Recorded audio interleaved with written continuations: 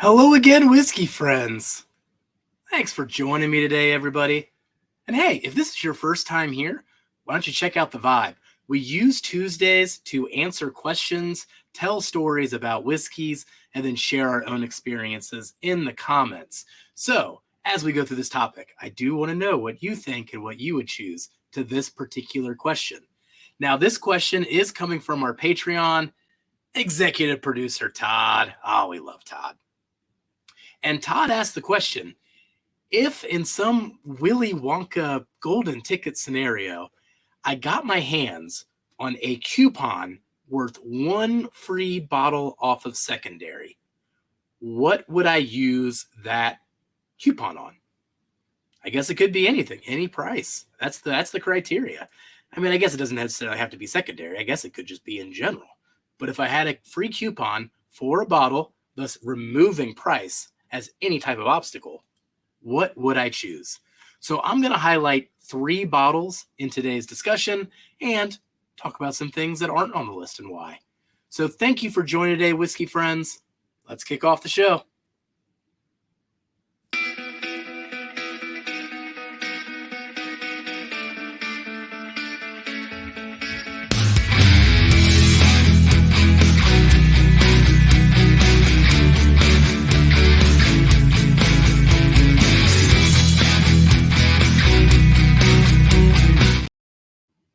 All right. As we go through today's discussion, I always like to pour something. And I just grabbed something today. Hey, might as well have it. Let's try it. So I got the Old Route 8.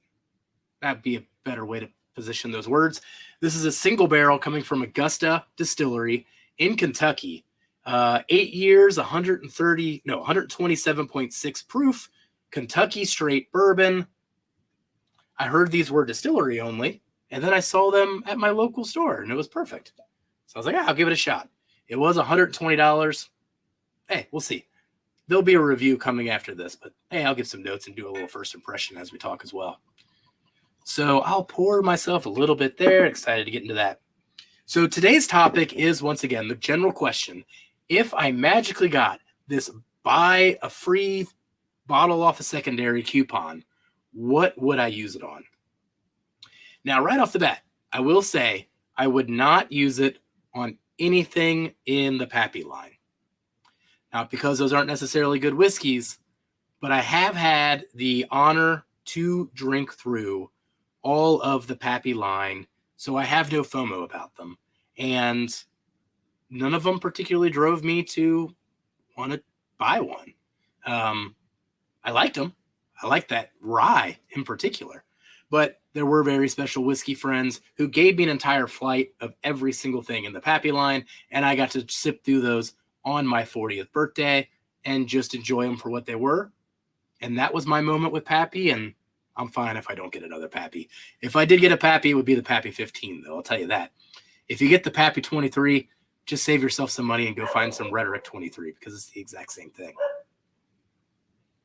Ooh, that nose is popping. This is going to be a good pour, I think. Ooh, I'm kind of excited about that.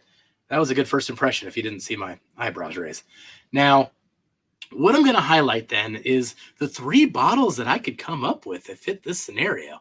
I mean, clearly it's got to be something that's going to be ridiculously overpriced secondary-wise. And how overpriced are we going to get here? Gosh, probably $1,800, $2,500. $5,000 on secondary. It's going to be something extreme like that. And I'm going to stick particularly with the bourbons. I know with some scotches, I could get even crazier with it. I'm not going to get that crazy. I'm going to keep it realistic. And quite frankly, these are 3 bottles that I would pursue and would love to win in a lottery of some sort. But even one of them, I don't know if I would actually spend the money MSRP and open it myself. That might actually give me a heart attack, but we'll get to that.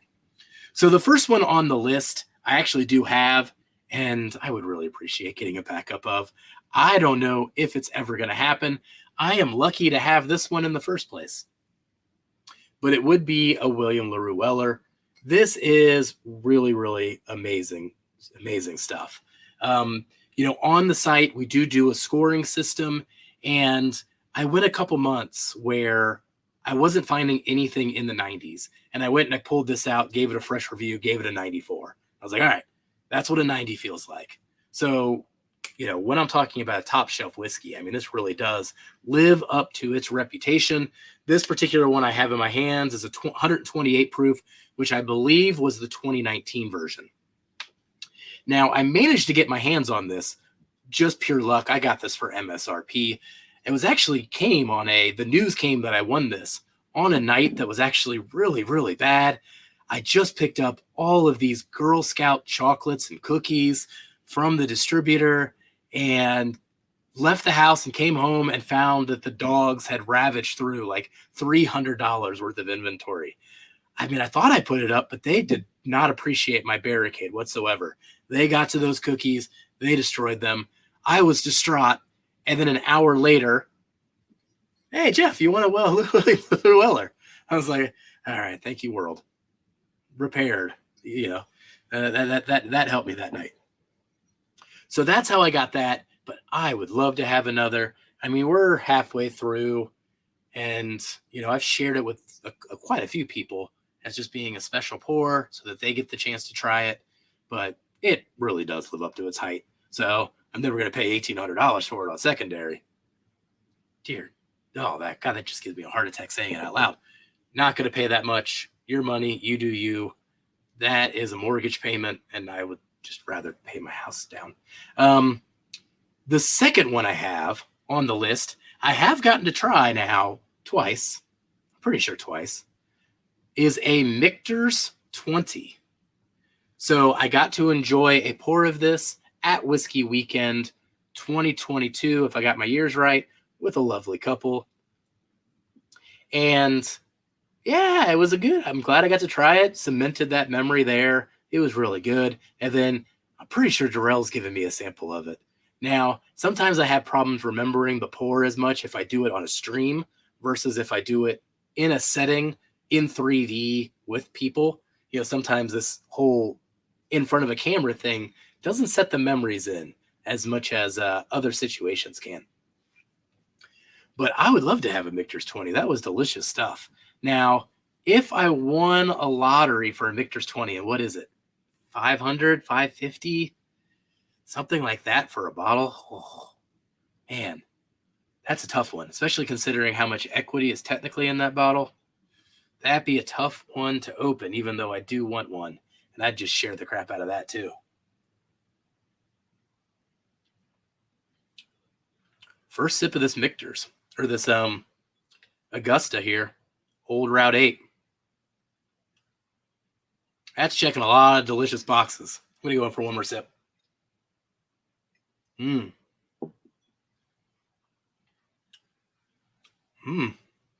pretty good. It's really tasty. Ooh. It hit me in a sweet spot there. All right, enough of that. So come back. I'll do a review on this one later. But that's a positive first impression. That one's got me all in the belly. So the last one I'll highlight for this particular question is King of Kentucky. I would love to get my hands on a King of Kentucky. If I really get to pick, I'd go after one of those short barrels because sometimes you can get those things that are real short and concentrated. Oh my gosh, King of Kentucky is so good. The first time I got to have King of Kentucky was actually at Keeneland. I just won some money off of horses, and they were selling it for $80 a pour. So I was like, heck yeah, I got some money in my pocket. Let's burn it. So I got King of Kentucky. They gave it to me in like a restaurant style glass. It was so amazing. I still remember it so vividly. Whether it was the setting, whether it was just the great day that we had, the great weekend that we had, whatever it was, all the above, the King of Kentucky was in the exclamation point on top of that. Oh, so good. I'd love to have one on my shelf. I've never had one on my shelf. Once again, Darrell gave us a sample of this, and we tried it on a live stream too. I can't remember if it hit me in the tum-tum in the way that one did at Keeneland, but oh man, that is special stuff. That one lives up to the hype. Now, the one thing is, though, when I say it lives up to the hype, was it like the 2019, 2020, 2021 bottlings? Is it going to keep living up to the hype? Is it going to keep being as good as the bottles that everyone went crazy for? That you don't know. So that makes it hard. I guess in this dream scenario, I could pick the year that I want as well. So give me something 2020 short barrel King of Kentucky. I'm all in. Man, another one of this. I'm going to drink this again. This is really good.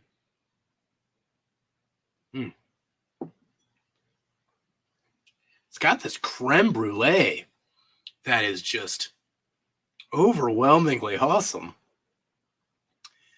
Man, if this thing, maybe the finish is a little less than I thought, but that's really, really good. You didn't come here for the impression of this, but hey, if you do see this, this is an early review, I guess. Official review to come out later. So that is how I'm going to answer this particular question about what if I got this magical Willy Wonka golden ticket coupon for a free bottle off of secondary. It would be William LaRue Weller, it would be Michter's 20, or it would be King of Kentucky. I'd have to pick one of those three things that I have no expectations that I will get my hands on ever again or at all. So that'd be a great way to use it. So thank you for joining me today, Whiskey Friends. Go into the comments. Let us know, what would you use your coupon on? You got this magical coupon, one shot. What's it going to be? Well, if you have a question too that you'd like to see covered in a future video, also let us know in the comments or join our Patreon. We're always getting some good ideas from our Patreon group. Well, thank you for joining today, Whiskey Friends. I'll catch you on the next Tuesday discussion. Goodbye, everybody. Jeff, just be friends with me. But you have these whiskey friends, and you say hello again. Oh, Jeffrey, you should just be friends with me. But you have these whiskey friends, and you say hello again. Oh, Jeffrey, you should just be